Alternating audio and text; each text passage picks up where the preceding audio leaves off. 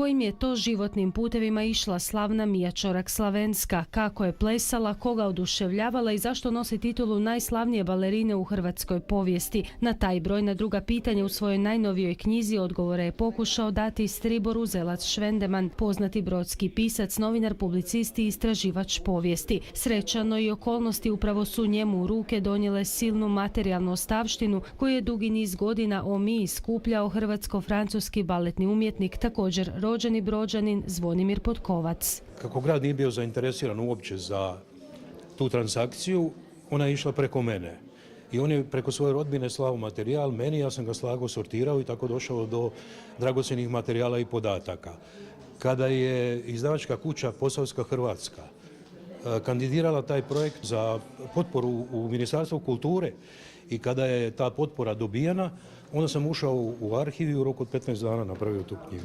Naime, Potkovac je upravo Državnom arhivu u Slavonskom Brodu 2012. poklonio bogatu ostavštinu koju je o životu i ponajviše europskoj karijeri slavne Slavenske skupljao godinama. Zahvaljujući njemu je onda krenula priča iz Broda, dakle, to jest pojedinci, prije svega ogranak Matice Hrvatske, odnosno gospodin Špicer, pa i gospodin Uzelac, odnosno moramo spomenuti Slavka Mirkovića, korektnosti radi, jer i on je na neki način pisao mi.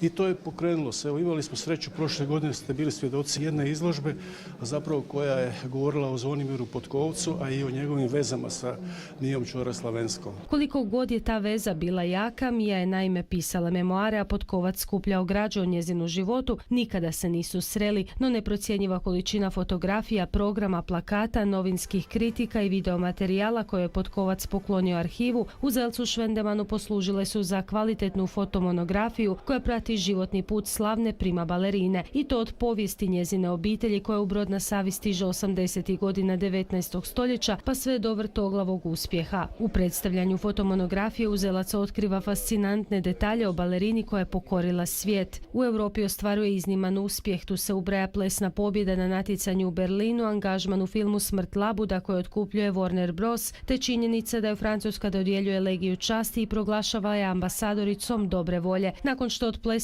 najveće uloge u gotovo svim renomiranim plesnim dvoranama Europe, Amerike i Azije, 1943. odlazi u Ameriku gdje ostaje do kraja života. Na vrhuncu slave ostaje vjerna baletu te odbija važne TV uloge poput one s Fredom Asterom. Družila se s najpoznatijim zvijezdama poput Elvisa Presleya, ostvarila filmsku ulogu života u Tramvaju zvanom Čežnja. 1955. postala i prima balerina Metropolitan opere u New Yorku. Zahvaljujući Potkovcu, no i organizatorima Dana plesa, ogranku Matice Hrvatske te kazališno-koncertnoj dvorani Ivana Brlić-Mažuranić, Mijino ime sada sigurno neće biti zaboravljeno. Ja mislim da je ona u ovih, a zahvaljujući ovoj manifestaciji koja se nadamo da će ostati trajna, zapravo trajno vraćena u kulturnu javnost i Broda i Hrvatske. Velik doprinos u rasvjetljavanju istine o Miji Čorak-Slavenskoj dao je i Švendeman koji o njoj prvi puta pisao još 1994. U svom opisu slavne prima balerine Švendeman ide i korak dalje, ime i djelo Mije Čorak-Slavenske stavlja na zasluženo najviše mjesto.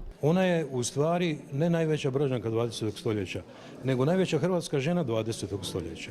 Ivana Brlić-Mažuranić faktično radi na jednom malom jeziku kojeg razumiju okolna plemena, ali nije komunikativan toliko koliko je komunikativan baletni jezik na kojim govori u cijelom svijetu razumljivo Mija Čorak-Slavenska i zato je ona popularnija. Sinoć predstavljena fotomonografija na svojevrstan način stavlja točku na i. Uz bogatu fotodokumentaciju koja svjedoči o ljepoti i gracioznosti najslavnije Brođanke u svijetu, ističe i detalje impresivne karijere baletne dive koju će teško bilo koja druga hrvatska plesačka zvijezda moći ikada nadmašiti.